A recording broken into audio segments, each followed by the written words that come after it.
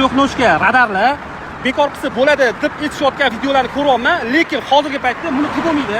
Sababi oldin fotoli bo'lardi bular. Hozir o'zi videoli. Mana rohatda misol uchun agar strap keladigan bo'lsa sizlarga videosi bilan keladi. Buni o'zi bekor qilib bo'lmaydi. Endi nima qilish kerak? Tryoxnoshka radarni qotilini mana sizlarga ko'rsataman. Aka, huquq sohasida umuman ma'lumotingiz yo'q ekan, shuning uchun ustamisiz, ustaligingizni qiling.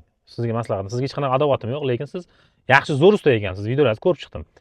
Shunday ekan, bunaqa sohani o'zini ustalariga, o'zini mutaxassislariga topshirish kerak. Sizda ham ishingizda kimdir noto'g'ri gapirsa, jahli chiqadiganda men ham jahlim chiqadi bu narsaga. Chunki bu narsa bo'yicha ma'naviy zarargacha undirishgacha aqlim yetadi va qilganmiz. Chunki O'zbekistonda qonun ishlaydi. Reklamani qanaqadir kreativ usulida qilgan akajon aka, sizda hozir bu videoyingizdan ko'pchilik to'lab olishi mumkin. Ko'pchilikning xayolida boshqa narsa bo'lishi mumkin. To'g'ri, tezlik yaxshi emas. Men tezlik tarafdori emasman. Lekin noqonuniy o'rnatilgan radarlar har doim bekor bo'lib kelgan, bundan keyin bekor bo'ladi. Mana shunaqangi odamlarimiz bekor qilayotgandan ultraradar yo'qolib ketdi. Demak, antiradar savdosi o'ldiki, endi bu yo'l bilan antiradar sotishga o'tyapti odamlar. Endi xulosa har kimning o'zidan pul bersa hamma narsani reklama qiladigan bloger degan nomda ko'pincha shunaqangi xato gaplarimizdan keyin chiqib qolyapti-da. Shuning uchun multiradar yo'q bo'ldi. Hozir faqat yagona radar 3 oyoq bekor bo'lyapti. Agar 3 oyoqni qandayligini aniqlamoqchi bo'lsangiz, profilimda videolar bor, bemalol kirib ko'ringlar va bekor qilinglar. Kerak bo'lsa ma'naviy zarargacha undirsa bo'ladi.